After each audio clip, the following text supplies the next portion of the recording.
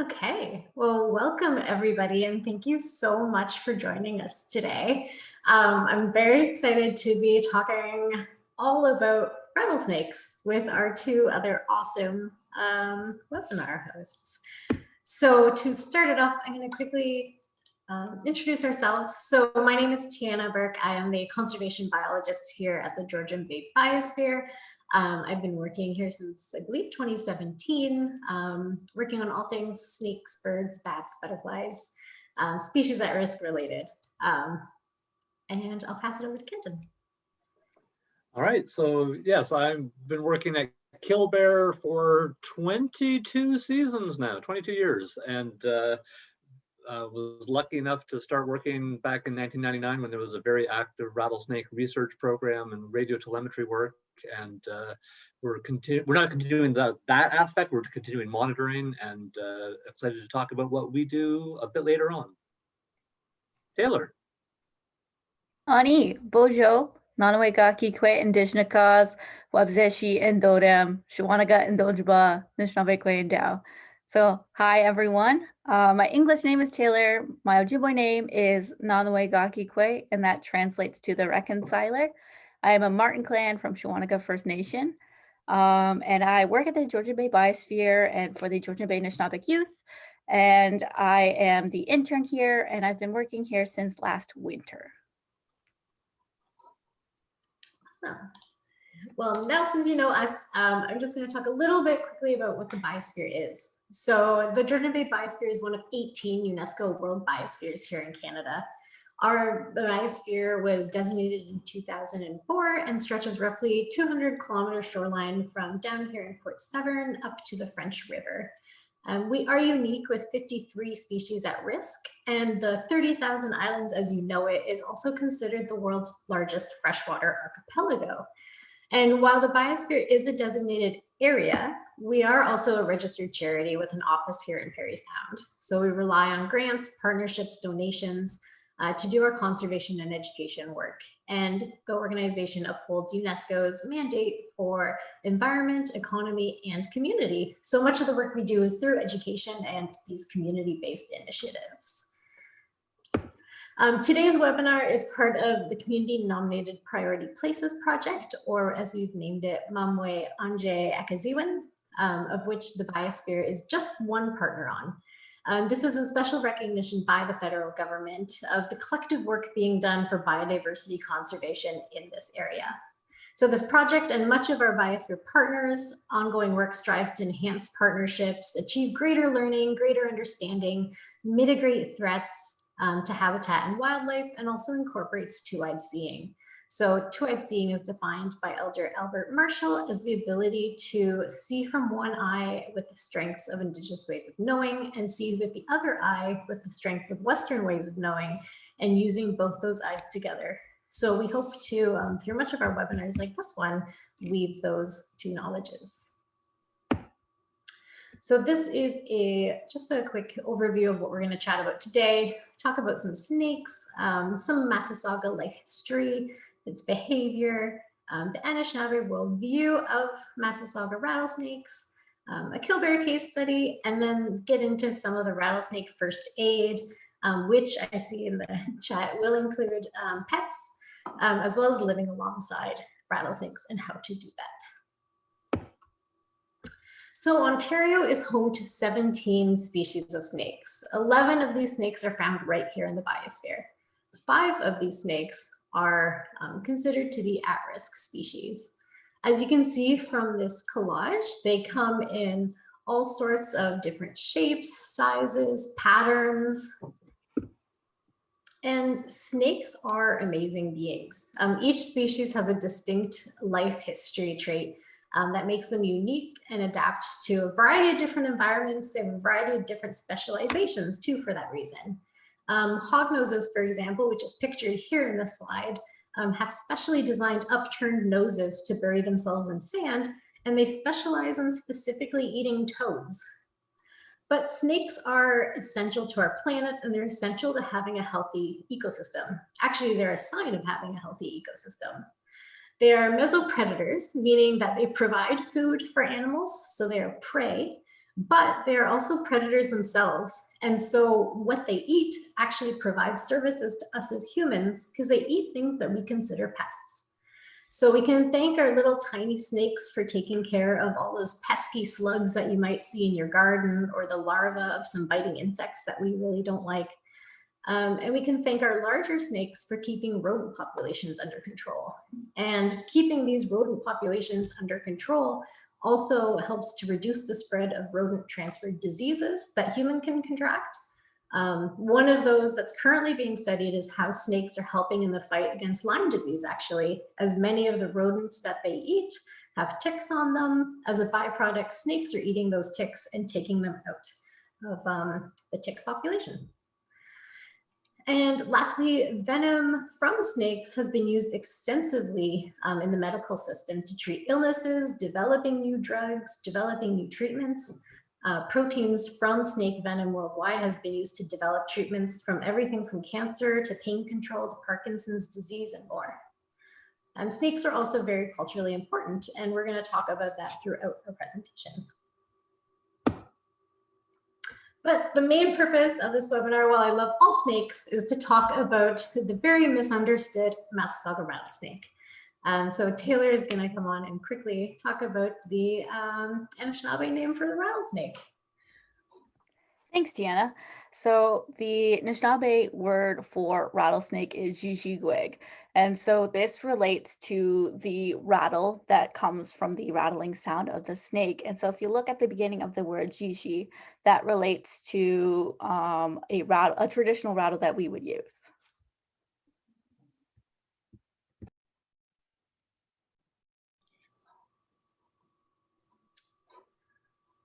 Perfect. So it is estimated that as much as half of the historical range in Ontario has been lost for the Massasauga rattlesnake. You can see in this map that right now their current range is through much of Michigan, and in Ontario it's really secluded to 3 places. There is a tiny pocket down by Windsor, Ontario, a tiny pocket in the Niagara area, and the main population in Ontario is found here along the Georgian Bay coast. They are globally vulnerable, and they're listed federally and provincially as being threatened. And so this means that the Massasauga is protected from being harassed, captured, killed, bought, or sold. And a violation of any of these things can contribute to a pretty hefty fine for yourself, or even imprisonment. Like mentioned in the previous slide, habitat for Massasaugas has been greatly reduced, and this is one of the ongoing threats that they face. As development increases, so does the threat of losing more and more habitat and the connections between these habitats that they need to move from one to the other. Roads play a huge role in their threats as well. Snakes don't understand to move off roads. They don't see a car and know to move away. And in fact, many of our snake species, their instinct is to freeze when they sense a threat and try and hide. And obviously, as you can see in this photo, that doesn't bode well for our snakes. They, freezing in front of a car isn't something that is good. And persecution is another one of their greatest threats. And I'm going to bring Taylor back on to talk about that one. Honey, so one of the biggest kind of cultural things that I've noticed as a young Anishinaabe, so a young Ojibwe woman, is that colonization has had a huge effect on how Anishinaabe people reflect and understand rattlesnakes specifically. There's this huge kind of like generational fear of rattlesnakes. And it is pretty sad because these are very special animals. You know, they have a lot of purpose. They have a lot of different reasons for being the way they are and for things that they do. And in traditional Anishinaabe knowledge, these snakes are thought of as protectors. So through residential schools, the 60s scoop, and other colonial events throughout history, these worldviews, these thoughts are lost. And so for Anishinaabe people, it's, you know, you see a rattlesnake and you want to kill it. You don't want it to be around you. And it's not just Anishinaabe people that feel this way too. A lot of people are unfortunately scared of rattlesnakes. They have a high persecution rate for like road mortality. But yeah, and also just like if you see a snake, oh, you don't want it on your property, kill it, which is very unfortunate for these beautiful species.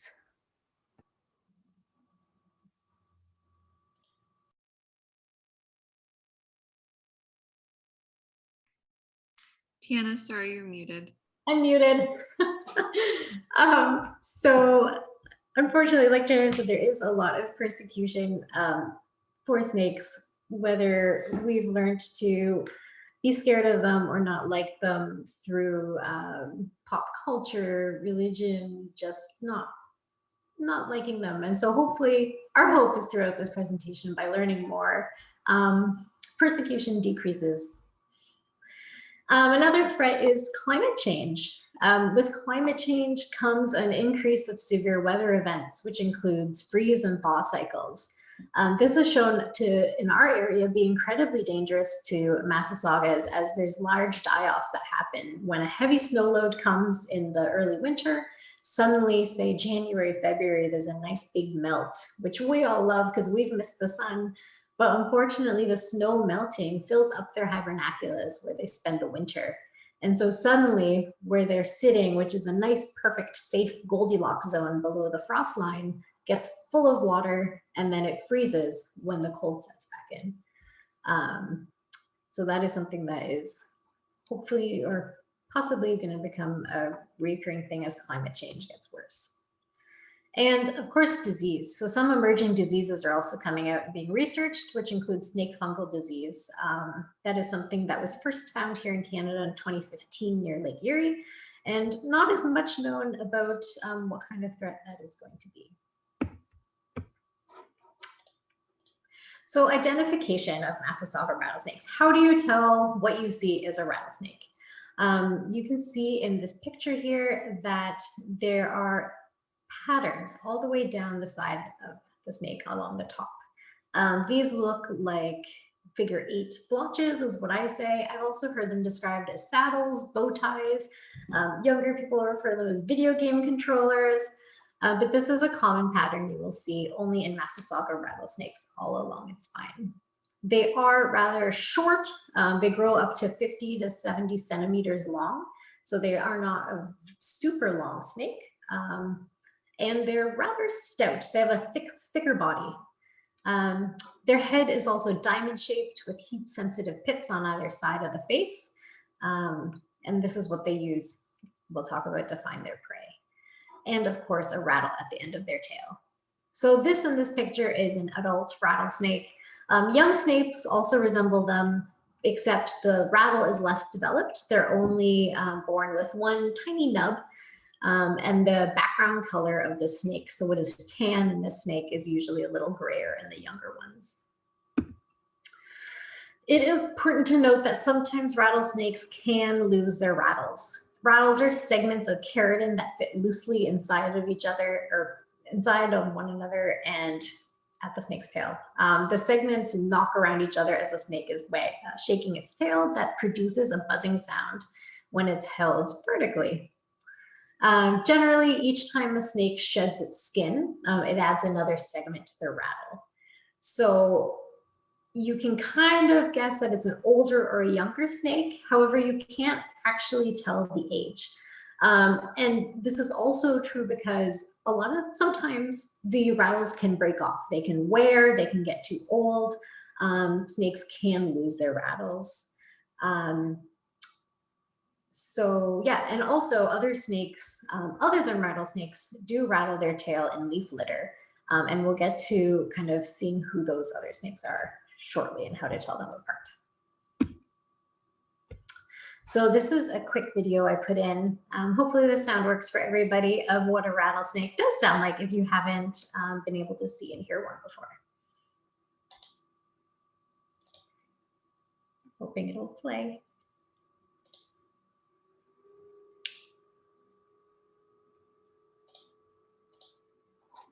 My computer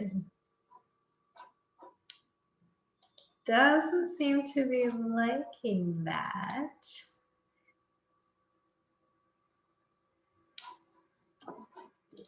Oops. Maybe we can send the video out or recording after the webinar. Yeah, okay. Yeah, I have it. I also have it on my desktop, so I can always bring it up after. Okay. So rattlesnakes also have another ID feature is their vertical pupils. You do have to get pretty close to be able to see these pupils. So unless you have binoculars, I highly recommend not using that as your main ID feature. Go for all the other things that we talked about. But the Massasauga is a pit viper, and it refers to the fact that they have small heat sensing pits, so the small openings on the side of their face. And these pits are highly sensitive to heat, and their brain takes the information from these heat pits to create an image of what the animal sees. So you can imagine those heat sensing devices. But this allows a rattlesnake to find the exact location of prey, even in the complete darkness, by using this heat.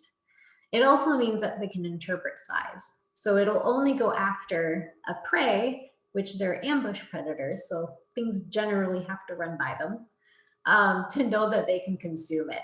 So they will not chase you, they will not do anything, because it knows it can't eat you. You're too big. And while they do have nostrils, like you can see in this picture, they can't actually smell through them. Instead, like most of our snakes, they smell by using their tongue. So that's why you'll often see them flicking their tongues, which is them just trying to sense their surroundings, learning more about what and who is around them. They also can't hear, but instead they rely on vibrations through the ground to know when something's coming closer or farther away from them. So I'm going to quickly put out a poll and give you 30 seconds. And the question is, we're testing your knowledge of which of these is a rattlesnake. I'm going to launch this. So which of these 3 snakes do you think is a rattlesnake? The one on the left, the one in the middle, or the one on the right?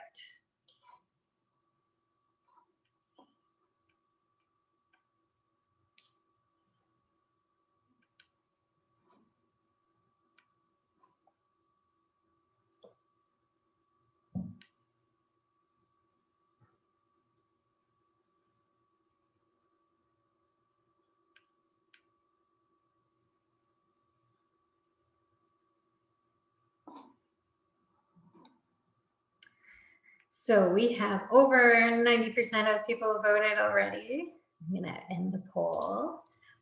And 92% of you thought the middle snake here is the Massasauga rattlesnake. And if you selected that as your option, you are correct. So on our left here, the long kind of coppery colored snake, this is our fox snake, eastern fox snake. They do rattle their tails. They shake it in leaf litter to make it sound like a rattlesnake, which is one of the reasons why they are also threatened because of persecution.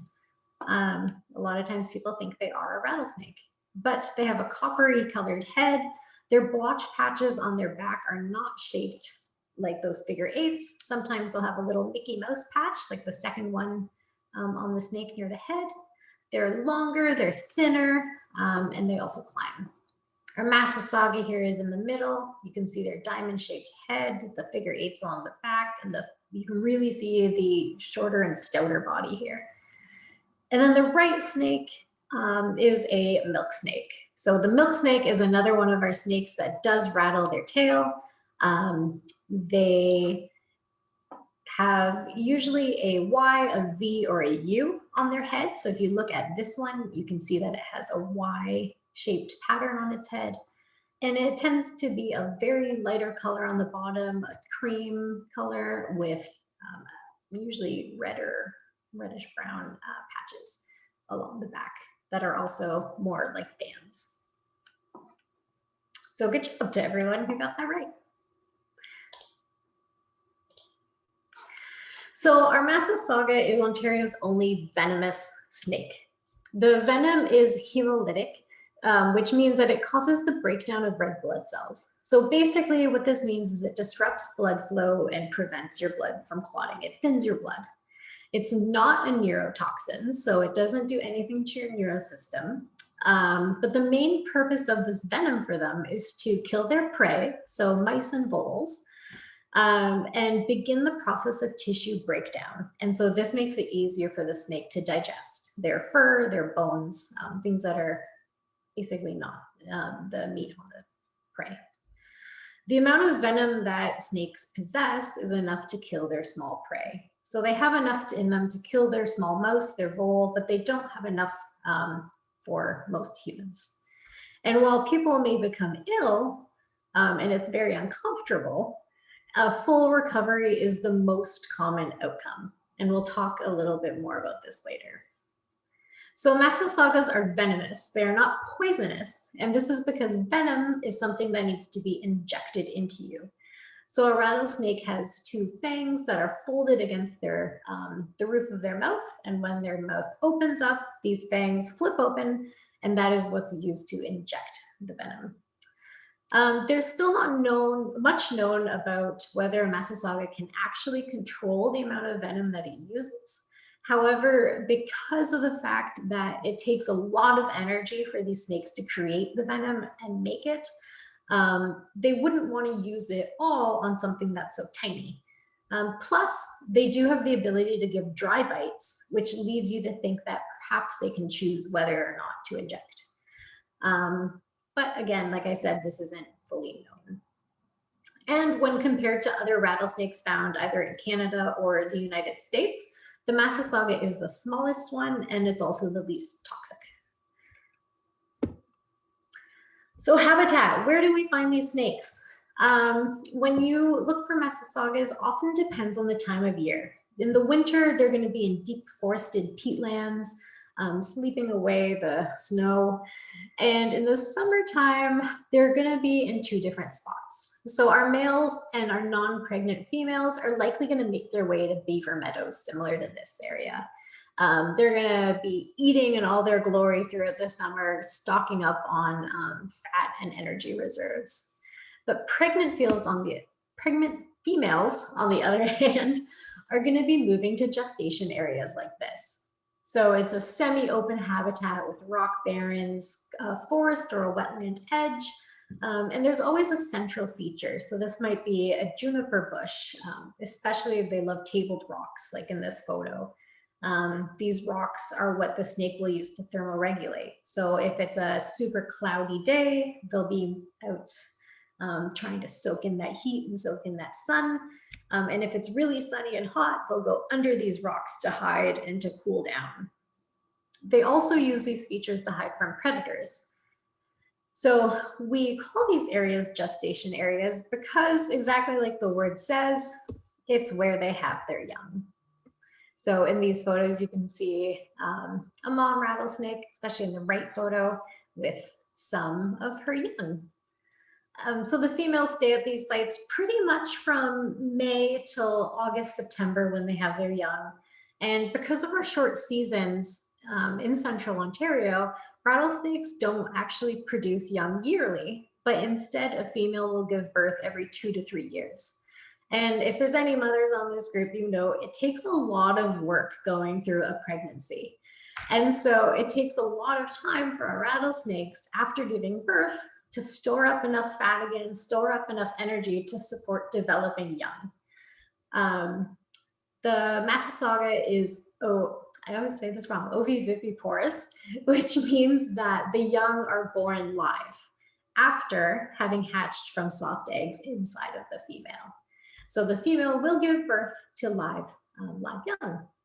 6 to 20 young are born at a time, usually in the month of August. But again, it depends on the year. It depends on weather and a whole bunch of things. Most pregnant females will actually not eat for the duration of this time unless something runs in front of their face. But rattlesnakes can survive on around 12 meals per season. It's just very important that after the birth happens, she is able to store up a lot of meals to survive the winter. So the mother, after giving birth, will typically stay around for a day or two and then head off.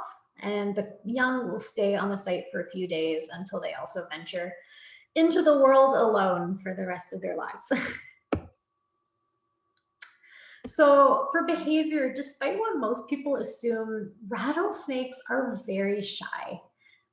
These snakes avoid confrontation with humans. They're not prone to striking. They have to be provoked. And they are it's much more preferable for them to leave the site and leave where they're being threatened than to strike. But like any animal, they will protect themselves. And if they see something that is a potential predator or a potential threat to them that will not leave them alone, they will strike. They have relatively poor eyesight, and they rely on all of those other senses we talked about. So the heat sensing, the vibrations, and the scent. They don't seek you out. They do not chase you. Their first defense is actually to freeze and hope you don't see them. If you do, then they'll rattle their tail as a warning for you to please leave them alone. You're too close. Their third defense is to try to get away. They'll try and flee. And then lastly, if that doesn't work, then they'll strike and bite.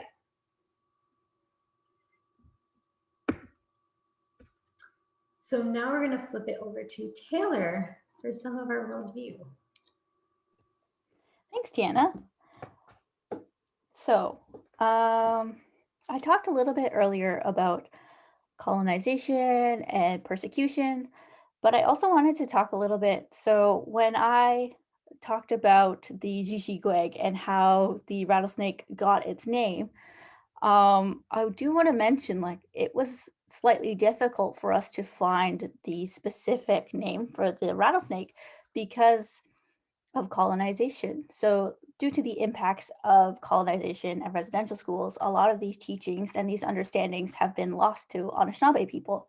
So there was a lot of work and research that has had to go into this. And I would like to mention that it was very difficult to find this information, and it is not necessarily from a local knowledge keeper that some of this came from. But I do want to talk a little bit about how traditionally, rattlesnakes would have been thought of as protectors because of their venom, because of their rattle, the land that they occupy, the medicines that are also within that territory are protected from the rattlesnake. The rattlesnake works to make sure that these plants, these medicines, the land is sacred, and that there is something there to make sure that we can continue to use it sustainably. And so I do want to talk a little bit about how serpents are not inherently evil. You know, a snake is not bad, it's not evil, it has a purpose. And in Anishinaabe worldview, everything has a purpose. And so it is through, you know, colonial, Western, or settler kind of religions that snakes have been kind of thought to be something else other than, you know, purposeful. And so through Anishinaabe understanding and reclaiming and revitalizing Anishinaabe worldview, we come back to rattlesnakes have a purpose. They are protectors of the land.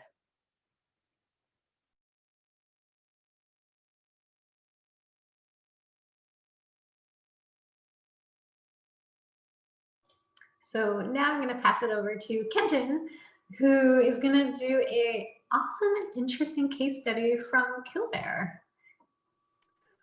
Yes, so what I'm going to do is go over the experience at Kilbear. Kilbear became a provincial park in 1960.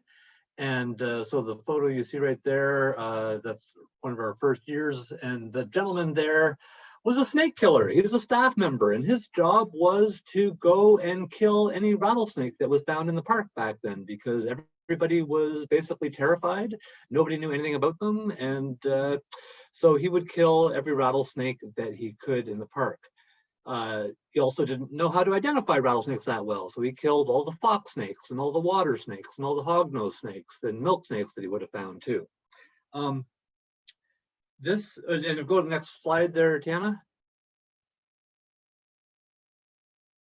This is the same gentleman. His name is Eddie Ramsey. He worked at Kilbear for 60 years, and by the end of his career, he was helping to build snake fence, and that's what that last photo was him working, building some snake fence right there. So we went from killing snakes to protecting them, and I'm going to kind of go through the process a bit more. So the next slide there, in the say early 70s, we stopped killing the snakes outright. There was a generalized realization that we should be protecting all animals in the park, not just the cute furry ones. And so they stopped killing the snakes.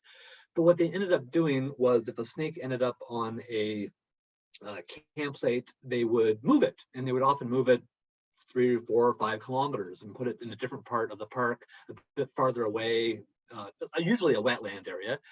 But what we found out later is we were likely accidentally killing most of those snakes because we had moved them out of their home territory, home range, and they were lost. And so in the fall, they would be looking for their hibernation spot. And even though they might be able to find another hibernation spot there, they didn't want to go to that. They wanted to go to the one that they used in previous years, because they knew that one worked. And so when the frost came, they all would have died, all those ones that got moved. Next slide.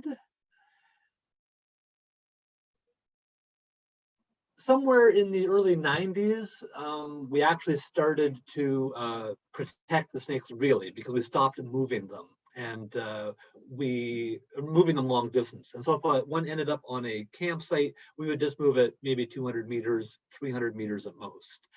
And we also started a research program. And so this is a rattlesnake researcher out with an antenna and a receiver tracking a rattlesnake that has a radio transmitter in it. And so that's in the 90s is when we started our real research program, and protection efforts really kind of started at Kilbear. So the first half of the Kilbear has been open for 60 years. So for the first 30 years, there's really no protection for the snakes. We'll move on. So this is that's actually myself in a younger form. Likely about 15 years ago, catching a rattlesnake on a campground road. One of our other staff members had spotted it and radioed me, and I arrived, catching it safely with a snake hook and a pillowcase and a triangle, keeping a meter away and playing safely, basically. And so with the research that we do at the park, we monitor our snakes, and we'll go through the next couple slides fairly quickly here, Tiana. We put them in a tube like that, so the business end is encased in the plastic, and then we inject a microchip, and that's what the next slide will be. And this is an identifying microchip, the same thing that most people put in their dogs or cats. We do that into snakes. The little photo on the right on the finger, that's the actual microchip. And then we paint the tail too, and that's just kind of to help us know that we caught that snake recently. And if we see that snake in the wild in a spot that it's fine to be, and it's got yellow on its tail, we go, oh, we just caught that in the last couple of weeks. We'll ignore that. We don't need to catch that again. If it ended up on a campsite still, we would definitely catch it. And we take the mug shots. And so each snake has a distinct pattern. This one, some of the blotches are not those perfect figure eights, or the saddle shapes. So if you look, the very first one right off at the back of the head is not a figure eight. It's just a kind of a round circle. So that is one of the identifying. But there's other ones also that help identify that this is this snake in particular. Sometimes they actually lose their microchip, or sometimes you can't put a microchip in a baby snake. So that's why we take the photos. And so the radio telemetry work and monitoring the roads led us to locations where we knew that rattlesnakes travel quite frequently.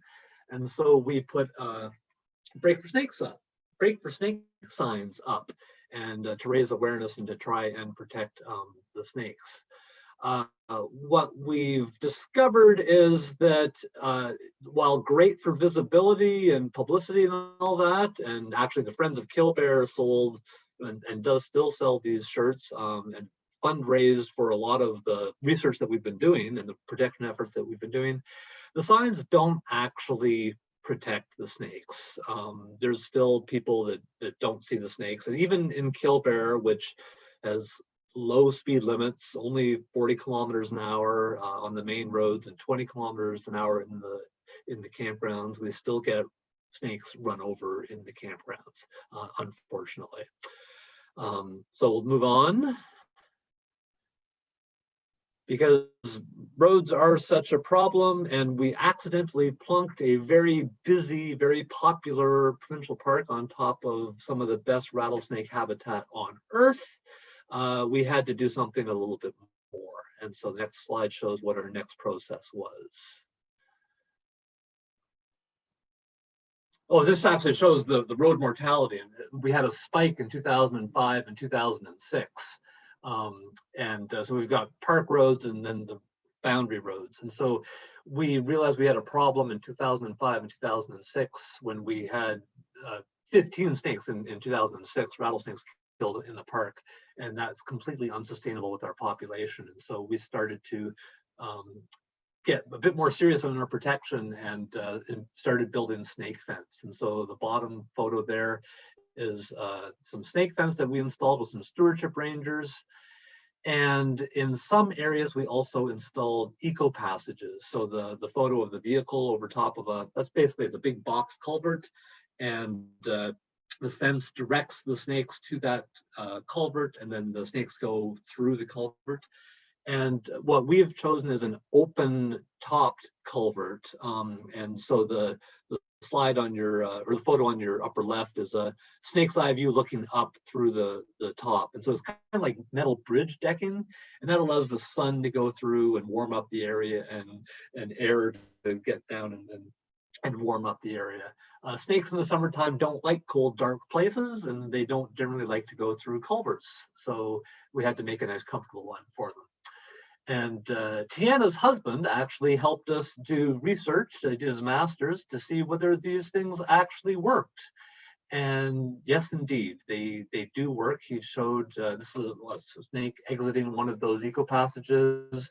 That's an antenna array there that will pick up the microchips that we implant our snakes. And so yes, the eco passages work to connect up habitat, and the fences work to prevent road mortality. But you have to make sure that the fence is maintained very, very well, because a snake will find the smallest hole. And so that is a bit of a problem for us. Next slide. Other animals will use it too. So foxes, fishers, chipmunks, frogs, toads, salamanders, all kinds of things like that. Next slide. And so we are continuing with the work. And so this is actually work that was done last week. Upper left photo is some Biosphere staff that came in to help us out. The Biosphere is a great partner of the park. And the bottom right photo is my staff and one of the Biosphere staff working, installing a new section of snake fence. And the last slide of mine is the next one here that, oh no, sorry, I've got two more. So people still, not everybody likes snakes. There are still snake killers out there. This is a photo not in the park, south of town, south of Parry Sound. And I think they were either showing their displeasure at the rattlesnakes, or maybe they're just doing pot shots. We're not sure, but because there is still some resistance to accepting rattlesnakes, we do education programs like this. And my last slide shows, so we do fox snake talks.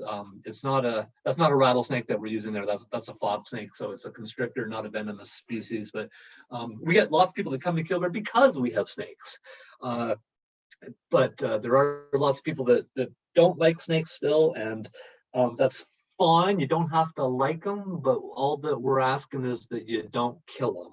And if we can get you to appreciate them, that's better. But we try and educate people that we can live with these animals, and just with a couple of precautions. And I think Tiana will talk a bit more about that. So that's my section.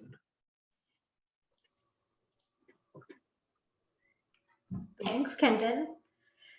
Yeah, so we are going to move into a little bit of discussion about snake bites, snake first aid, and how to prevent bites in the first place. So first, I'm going to put things into a little bit of perspective for everybody. I know that with some of these numbers, there's a lot of stats that do go into the comparisons of them, but we're looking at this in terms of perception of danger. So the number of car fatalities in Ontario per year are roughly 300 to 500 people.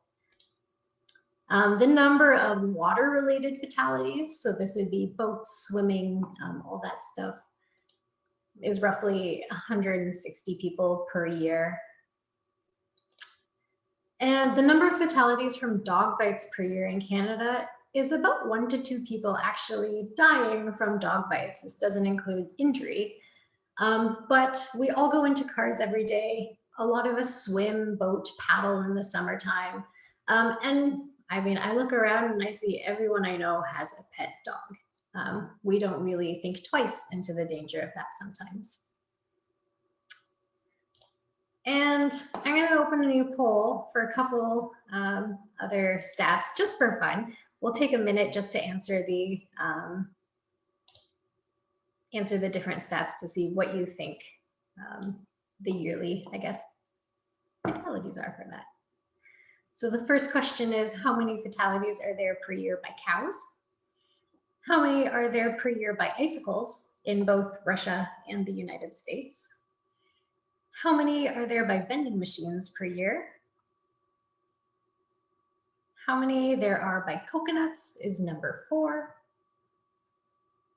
And then lastly, how many people have died from a Massasauga rattlesnake bite in Ontario ever?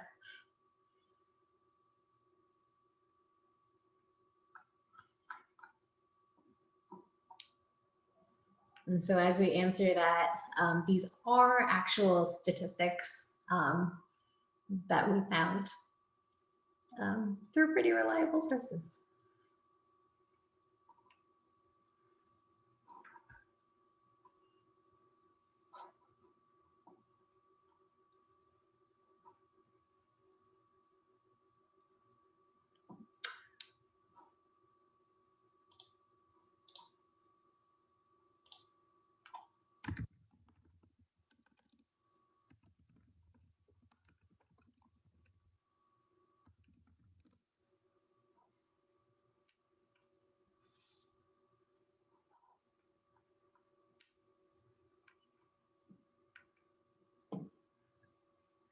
So that's been about a minute. I'll give people one last second to take their guesses before I end the poll. So there's a tie for how many fatalities there have been by cows, and the correct answer, the location for cows was the United States. And 22 people per year, on average, die at the hands of cows. And when it comes to people being killed by icicles in Russia and the United States, the correct answer is 100 people in Russia and 15 people in the US per year are killed by icicles. Yearly vending machine, that's the most popular guess was 3 people per year. It is actually 13 people per year. Generally, those are people who get a little aggressive with vending machines because they want their chips and they shake them. So please do not shake vending machines. Coconuts, the guess was 10 people per year, and the actual answer is 150 people worldwide are killed by coconuts every year. And then the number of people who have died from a Massasauga rattlesnake bite in Ontario ever, the correct answer is 2.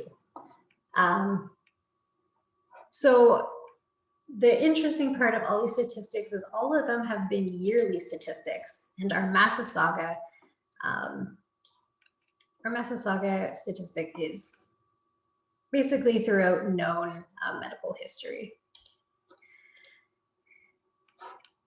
And oh, I forgot to put animations on the slide. But so the two people who died from rattlesnake bites in Ontario, we do know from them that they did not either accept medical attention or receive timely medical attention. So it is likely that they could have been properly treated and been fine. The average number of people being bitten by rattlesnakes in Ontario every year is roughly 5 bites per year. The number of visitors bitten at Kilbear over the last 50 years has been 4 people since 2007. And that is, for me, a great number to see because about 325,000 people visit Kilbear Provincial Park every year. So that is a very low number for people who are actively in rattlesnake habitat, playing, swimming, camping, sleeping, all that stuff.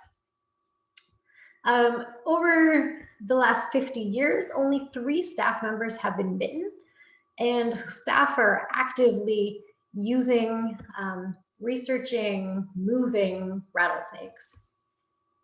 And about 25 rattlesnakes are captured at Kilbear and handled safely every year. At Kilbear, there are a lot of people bring their dogs camping with them, and there's only been 2 known dog bites. Both dogs were fine, and one of Kenton's favorite facts is a story of a diabetic 12-year-old cat who was bitten by a rattlesnake and survived and was fine after some treatment.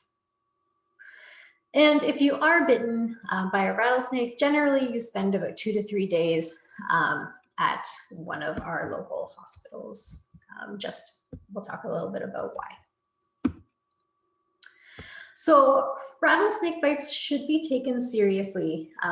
We're trying to obviously put it into perspective that it's not super dangerous. Rattlesnakes aren't super dangerous creatures, but you should still take it seriously. It does impact your blood chemistry and your blood's ability to clot. You also never really know exactly how your body is going to respond. You might have conditions that make it a little more seriously. So these conditions are usually things that already make your blood thin. So this would include being drunk, having consumed alcohol, being on your menstrual cycle, taking blood pressure medications or medications that would thin your blood. Also, if you are elderly or you're very young, you have different blood chemistry than if you're middle-aged. So if you are bitten, you should go to the either Parry Sound or Midland Hospital. Staff at both of these places are trained to treat rattlesnake bites, and they both also carry antivenom, which will be used if the venom was injected. So as we talked about, rattlesnakes can do dry bites and they will not always inject.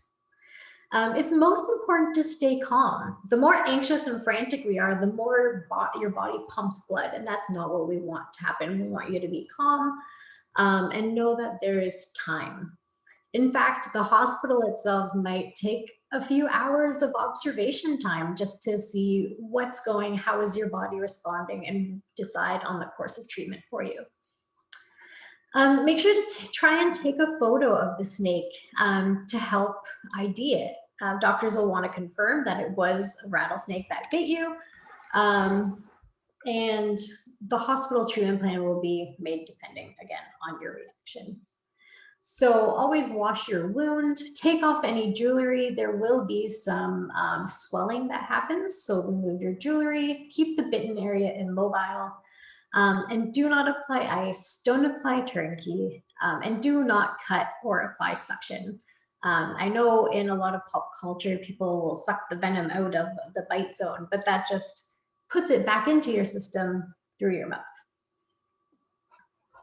So again, it is something that should be taken seriously, but you do have time, and a full recovery is the most common outcome. It will be very uncomfortable. There will be pain at the injection site, swelling, nausea, but again, you'll have a full recovery.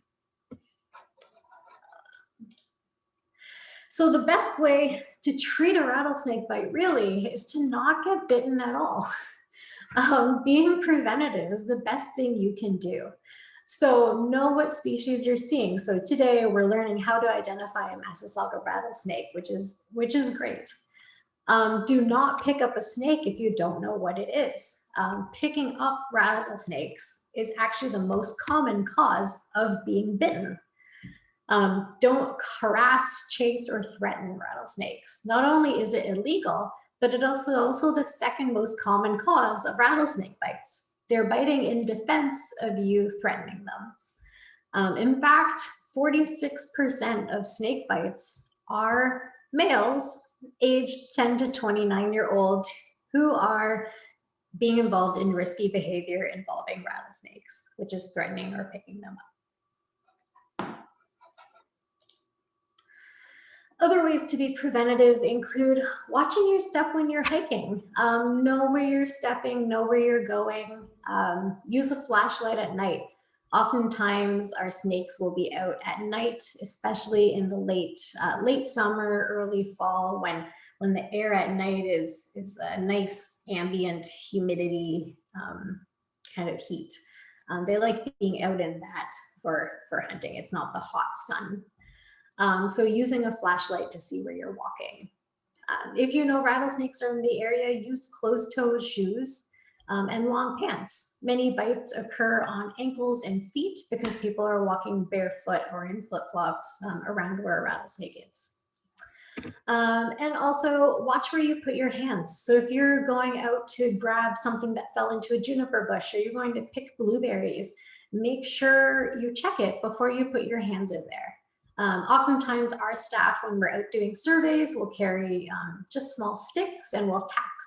And we'll tap in places we're gonna step or put our hands before we actually reach into that. And that gives the snake time to rattle, so you know it's there to make your decision on what you do next. If you do see or hear a rattlesnake, our recommendation is to stay about 2 meters away from it, just out of its striking zone. So one of our most common questions is about pets. We're all worried about our furry friends, and dogs are very nosy. They're very curious. They use their noses to search around. And remember that a rattlesnake only bites when it feels threatened. So you can do a huge part in keeping both the snake and your pet also safe. So if you know a rattlesnake is in the area, or you know where they are often, keep your pet on a leash or in a restricted area. Practice recall. If you hear a rattlesnake, call your pet back to you. Don't let your dog wander too far out of your eyesight. And also talk to your vet about what to do in case they are bitten. Oftentimes vets will just administer Benadryl, which keeps the pet calm, and it allows the venom to kind of do its thing and work its way out of the system. Similarly to people, we do recommend you still taking your pet to the vet just to be observed. So in the case of a bite, it is similar to humans, like I said. It's important for you to keep yourself and your pet calm. Try and restrict your pet's movements. So if you're moving it somewhere, carry it instead of letting it walk. Watch for signs of swelling or signs of discomfort. The most serious situation for a pet is when it's bitten on the face, and that is because of the swelling. They can swell and constrict airways. So talk to your vet ahead of time and kind of make a plan, see what's best and see what they recommend. So understanding that while there are a few extra things you can do to be precautious, snakes are just trying to live their lives, defend themselves, and they do provide you and us with important services. So learning and caring and learning to respect them is one of the biggest things you can do to help them. Acknowledge that snakes belong here and they will continue to be here. Learn how to ID them and learn more about them, because the more you care, the more you want to protect things. Respect their boundaries. When a snake is rattling, it feels threatened and it wants you to leave. So respect that and move away. watch it from a safe distance, and avoid interactions with them in the first place. So if you see one, don't interact with it, walk the other way. If one's moving through, watch it move through and allow it to continue on.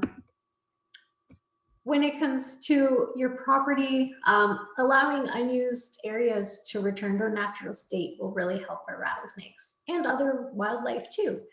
A natural state allows snakes to safely move to and from habitats. Planting native species, it helps our pollinators, but it also provides food for some of our tiny snakes that might eat certain insects, and it provides a home for rodents, which snakes will then eat. Retaining brush piles instead of burning them. A lot of our snakes will use brush piles and sometimes other like pieces of wood and stuff as a area to hide, to seek shelter, and also to absorb heat. And so keeping those areas provides habitat for them. Of course, identifying habitat too and protecting areas. So if you live in an area where you know how rattlesnakes are and there's tabled rock, like we saw in that one picture, and it's in the next slide, protecting those areas, which may include choosing to perhaps build a building elsewhere. So encourage snakes away from your home. So this sounds counterintuitive to what I just said, but when I say away from your home, I mean in the area directly surrounding your home. So keep natural vegetation on your property, but in the area directly around your home where you most frequent, cut it down there so you can see what's in the grass. Keep the brush piles that we chatted about away from where you're most often walking or playing. Oftentimes snakes are just moving through, so keep an eye on where you last saw it. Generally, after an hour or so, it'll be gone. It could just be passing through, searching for a mate, searching for food, or to move between habitat types. If you do see a rattlesnake and it has hung around for a bit of time, and it's on habitat that looks like this that's pictured, or similar, it's likely a gestating female, and it'll be using that area for a couple months to have her young. We do not recommend moving snakes. They are, like Kenton said, very sensitive to the area where they've lived their lives. They know where they get their food, they know where they go for the winter, they know where they go for the summer, and moving them too far could likely be a death sentence. Obviously, if there is one at your door, it's okay to move it a little bit further away from your house, but anything further than about 200 meters, we highly, highly do not recommend. Instead, identifying the area that they're using and marking it, perhaps making flagging tape in a square surrounding the gestation site, and teaching your family that this is a looking only area. We have some families who name their snakes and treat it as a friend, teaching their family to care for it, let them live out their life process, and treating it as we do birds with a nest in a tree. Creating a snake plan is another thing that we can do. So during certain days, know when snakes are going to be out. If it's a cloudy day, like today is, and mid 20 degrees, wear closed-toe shoes because you're most likely going to interact with snakes when it's a little cooler, it's overcast, rather than on days where it's very hot and sunny and the snakes are going to be seeking shade. Always use flashlights at night. Get into that habit. Always tap with a stick before you walk into an area you can't see or reach into an area you can't see. These are kind of similar things that we prepare for when we're going camping or going into bear country. It's simple little extra work, but it's safer for both you and for the snake.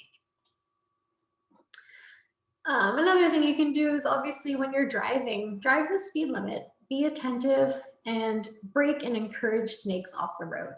Non-rattlesnake species you can lift and move off the road. Rattlesnake species, we tend to encourage them off the road. So this could be a large stick and kind of just encouraging them along.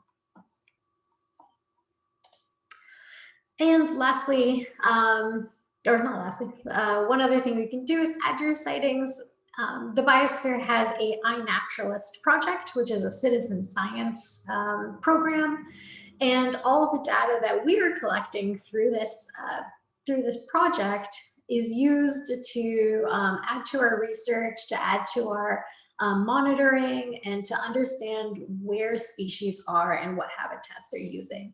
So by having rattlesnakes on this, we can see where areas maybe people are seeing them most, where areas where they're on the roads most often. How can we work with municipalities to make roads safer for rattlesnakes? But we have to know where they are first. So if you are someone who really loves citizen science or want to get involved, it's very easy to go to iNaturalist. You can search for our project and join it and start submitting sightings. And lastly, support. Support research on wildlife. Monitor them yourselves. Be a good steward on your own property and create a home that can be shared for both of you. And like I said, create a snake plan with your family. Make it fun, make it exciting, make it your neighbor. So with that, I will say thank you guys so much for joining us today. And I look forward to seeing what questions we have. I just want to take this time to remind everyone to please put your questions in the Q&A button that's at the bottom. And while a couple people are doing that, we had some that came up during the presentation. So I'm just going to read them and they've already been answered. So I'm just going to read that both for the people on the phone. So Brad asked if we know the number of sightings at Kilbear per year. And the response is that sightings by visitors likely happen every day at Kilbear, but not all of the sightings are actually reported to the park staff. So the park staff that respond to calls where they'll often find that the snake has disappeared. If they go looking for them at their hibernation sites or gestation sites where the females give birth, staff might see 50 to 70 snakes, but that might be a couple of repeat sightings as well. Larry had a question. This one hasn't been answered. Do rattlesnakes hide in wood piles, or is that rare? Is it less likely in stacked wood versus piles or wood sheds? I will say that, oh, I see Kenton turned off his mic too.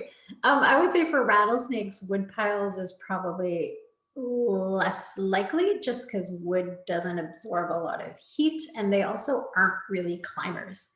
You'll most likely see our climbing snakes in especially stacked wood. But wood piles is great for snakes that are moving to and from habitat. But oftentimes in my wood piles, I'll see our smaller snakes or snakes that really like the damp shade. I don't know if Kenton has a different answer. No, you covered it. So there was another question. Can the point of barrel nursing station treat bites? No, you want to go to the Parry Sound Hospital. That's where bites are treated. And we had a comment from someone during the presentation as well about a snake that sounds like it was being rather aggressive, not calm. So just to know that individual snakes can definitely vary. Some will rattle when you get within 20 meters. Some you can practically stand beside and they still don't rattle. There's a lot of factors that go into that variability. So yeah, you might find that some are more defensive. So we have a comment from Christine. It's not a question. There are 8 healthcare facilities across Ontario that carry the anti-venom from Windsor up to Sudbury, and West Parry Sound Health Centre is the provincial depot location. Don't know if you want to comment on that at all, Tana, Kenton? No? Okay. I would actually just mention that the Parry Sound Hospital is if you're bitten, is the spot to go because they deal with them the most, and their doctors and nurses know the protocols well. Dr. Farker's from South Africa, so he's very used to venomous snakes from there, and so they're the lead hospital in all of Ontario. So they're definitely where you want to go. Yeah, and I wanted to make a note on that too, Tiana. When you were talking about pet bites and taking them to a person's vet, if your vet is in Toronto or Midland, do you recommend somewhere closer to Parry Sound?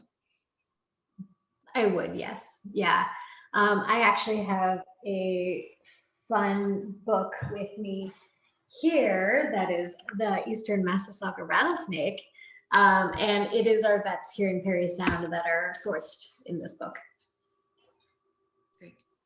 And I would add that the vets here are experienced with this, whereas a vet in Toronto is not, and much more likely to overreact and over medicate and try and do things that are not necessary and rather expensive. Good point. Taylor, this next one I'm going to turn to you from Steph Bozo. Was any of the snake used as ancestral medicine? Miigwech. Hey, Steph. It's hard to say. To my knowledge, I don't know of any parts of the snake being used as ancestral medicine, but again, there is a lot of traditional knowledge that has been lost because of history, colonialism. So I'm not sure, but that's an excellent question. Taylor, I'm wondering, are rattles at all, like a rattlesnake's rattle, used in ceremony? Like I know there are other like hand rattles and things, but made from turtles and shells and such. But would that be a possibility that used in ceremony? I mean, it is a possibility, 100%, and it would be pretty cool to just pull out like a rattle when you're about to start singing and it's a snake rattle. But I can't guarantee, and it would definitely depend on like regions and stuff too as well. So I'm not entirely sure. If you want one, I can get you one from a road-killed one. I don't know. That might make me feel a little guilty because it was killed on the road. Okay. So a couple more questions have come in. Can rattlesnakes swim? Yes, they can. They especially when there's like in the 30,000 islands, they will swim from island to island if they're close together. They're not like fox snakes. They can do 2 kilometer, 3 kilometer open water swims, but they can swim 50 meters, 100 meters if they want. And they float on top of the water. They're not like water snakes. When water snakes swim, well, first they can dive and disappear completely underwater, but usually when they're swimming, just their head is above water. So for a water snake swims, it's moving its body and the head's above water, and the body's kind of below the water usually, whereas a rattlesnake is buoyant, and as is a fox snake, and so when they swim, they're on top of the water. And some people will say, oh, they always try and keep their rattle dry. I've seen them with wet rattles, yeah, they definitely can swim, but they don't swim as much as like fox snakes are swimming all the time around here. Is it true that many islands have large populations of rattlesnakes?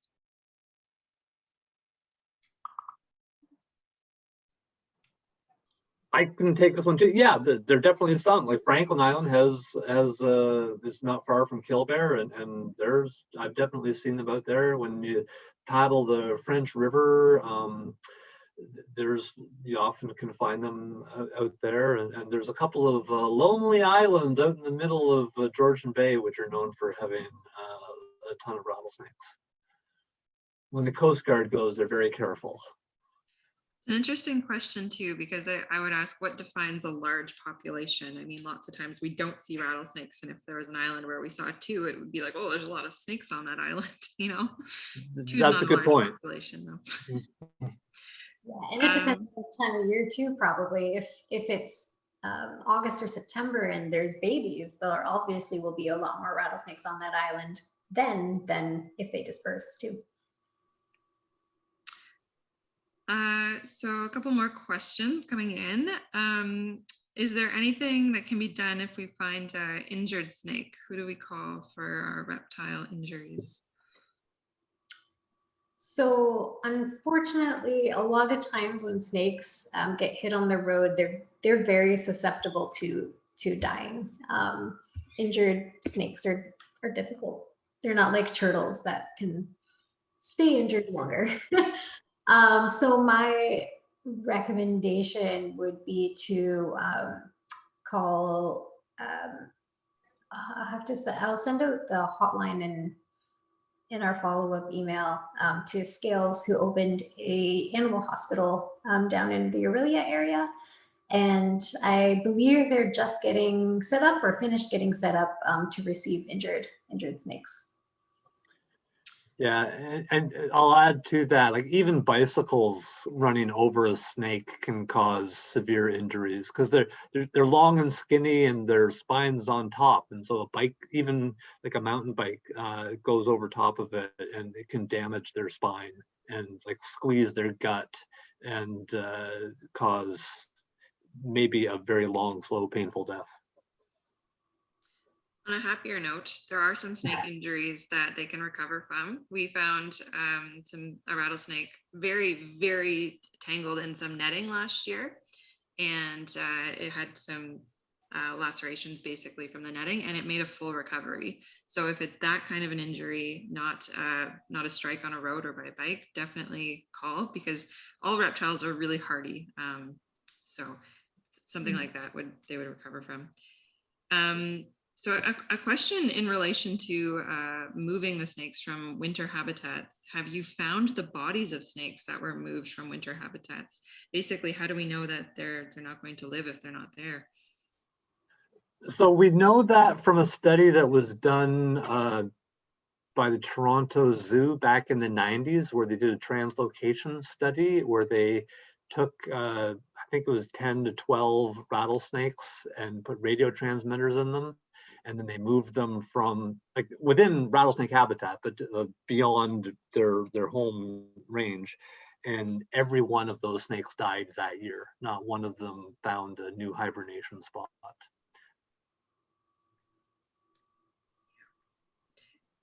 Tiana, anything to add? No, that was the exact same study I was gonna suggest. Yeah.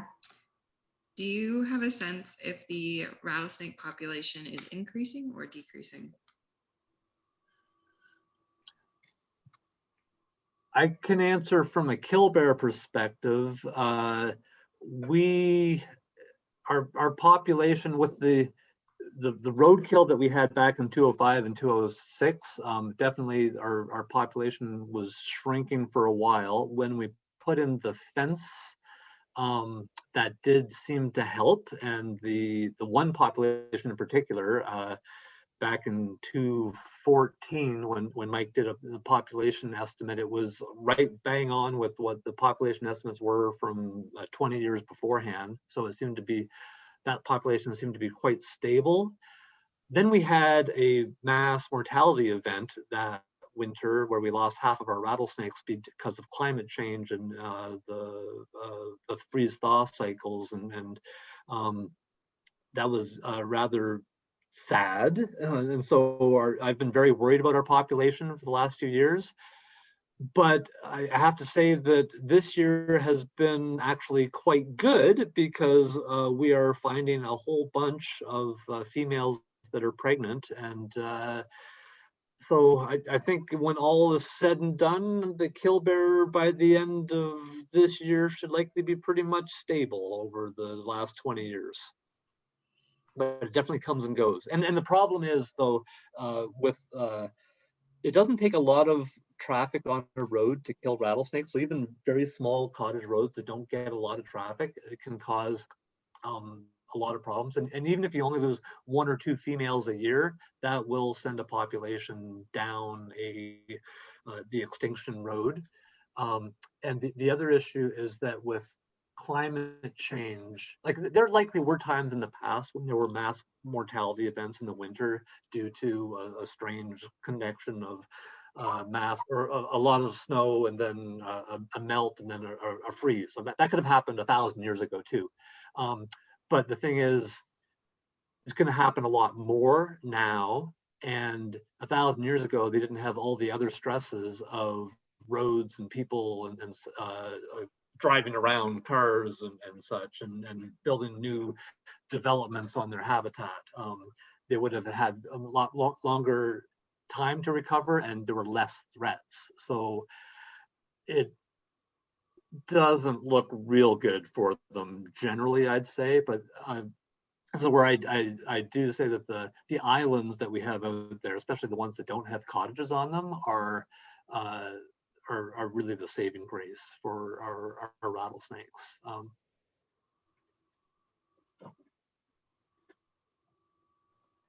Anna, did you want to add anything? Yeah, like, I mean, most prey and predator species, there is a lot of fluctuation with their populations. But looking at some of the reports and the recovery strategy and stuff that are coming out, it is predicted that populations will continue to decline, as Kenton said, with the adding of all of these threats on top of each other. It's very important to do what we can to mitigate those threats. And there's new threats all the time. Like we haven't even talked about snake fungal disease and things like that. So Exactly. we have 10 minutes left in the webinar, and there's a few questions that are still coming in. That's awesome. If you have any last minute questions, please add them. If you do have to leave at any point, we understand. Tiana, maybe you could go to the next slide just so in case people do have to leave, they can see our August webinar lineup as well. And we'll get back to some more questions. I love this one from Andrew. Are baby rattlesnakes more aggressive than adults and more likely to inject venom if they strike? So this is a question that I get all the time, and I think there actually have been a couple of like Scientific American articles about this, and I think the answer is we really don't know. It's speculation that they give more venom when they bite, but like I don't know how you would have an ethical experiment to prove it one way or the other. And regarding venom, the venom of an individual can change in toxicity depending on the age of the snake and how much it's eaten and how hydrated it is and all that too. So there's a whole ton of variability in venom and bites, and honestly we get so few bites in Ontario, it would be hard to know and to tease out that information. That's a great answer. When people get building permits for houses or roads, is there a requirement to search for snake hibernation locations on site instead of potentially bulldozing them? You know, I think the short answer is no. I think it depends on municipalities and best management practices. You should, some of them, I know we've received a few requests here at the Biosphere to do some habitat surveys on properties. And it's not necessarily only for hibernation sites. I don't know if you even want to build on a hibernation site for a building because they're pretty wet.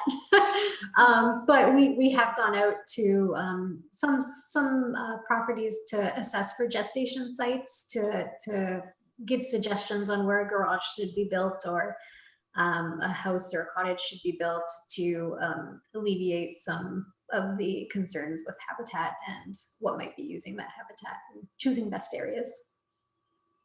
So. Are the snake fences along Highway 400 helping? My answer to that would be they are, as long as they're maintained. Snake fencing is great. Same with all wildlife fencing because it keeps animals off the roads. But like Kenton showed in his Kilbear case study, is that they have to be actively maintained to make sure that there's no holes, there's no wear. And there's a lot of things with snake fencing as well, with if there's no connection between the habitats on either side, there can be some populations being separated. There's less genetic flow between the different sides. So there's a lot of aspects to look at when it comes to fencing. Kenton, anything you want to add about fencing? No, that's it. Okay. Are fishers and hawks the only natural predators for rattlesnakes? Given climate change and the thaw-free cycles in cars, that would kill a lot more snakes than fishers and hawks, is the comment. Are there I other? would, yeah, there are a couple other predators. Mink would also take out likely the smaller rattlesnakes. And if you're a great blue heron, you would pick off any snake that you found. And since rattlesnakes like beaver meadows and the edges of beaver pond, that's where herons are. So, and like the sandhill cranes, same thing. I'm concerned about wild turkeys. They are, as they move more into this area, I'm a little bit worried that we have another predator that is known for eating snakes. And this is an interesting one. It's not really a natural one, but historically, back in the log driving days, the logging companies would put pigs out on the islands, and the pigs would root around and eat the rattlesnakes, and then they would actually eat the pigs, and so they called that rattlesnake pork. Didn't know that. Always learning. A very important question from our viewer who's age 5. Hello. Why are rattlesnakes usually so shy? I would say they're so shy because they don't like to be seen. They don't like to be touched. They don't like to be interacted with. They're very they just like to be left alone. They don't have many defenses other than biting. They can't talk to you and tell you to go away other than rattling. So they're shy. They're shy to remain hidden. They don't want to be seen. I think about it like if I had no arms and no legs and I saw something that was 100 times bigger than me, I would really try to keep quiet and hide a little bit as well. Definitely can relate. Yeah. So that was all of our questions. So wait a couple seconds in case there's any last minute light bulbs that go off. As we do that, if you haven't had a chance, just check out some of the webinars that are coming up, and remind us again where to report if we see a snake. So Tiana had talked about iNaturalist, and this is a good segue as well. We'll be sending that kind of information out in the follow-up email as well. There'll be some links to videos, the link to the recording today, and some other resources that we suggest. Kenton, a question for you. How many of the trackers have you placed on snakes? Do you know how many are out there? How many radio transmitters do we have in snakes? Yeah. At the moment, none. Oh, no. Well, yeah, we haven't been doing that for a while. So but like over the years from 92 to I think 2003 was the year we took out the last radio transmitter in Rattlesnake at Kilbear. It was in the order of 50 to 60, I think, that were tracked over all that time. But yeah, we don't do it anymore. Putting in a radio transmitter is very intrusive. It causes problems for the snakes. And so you have to have really good research questions to justify putting in radio transmitters. And at the moment, we're able to get the information we need just with the microchip, which is just the small needle. And so that's the route that we go now. Great. And with that, and looking at the time, we're very punctual today, ending at almost exactly 11:30. So again, thank you, Zhiishiigweg, to everybody for taking some time out of your day to learn about this really important species. And if you can leave with one thing, it's just please tell at least one other person something that you learned here today. We'll pass the information along that way. And like I said, you'll get a ton of resources in an email later this week. And yeah, thanks again. Enjoy the rest of your days. Thanks. Thank you. Zhiishiigweg.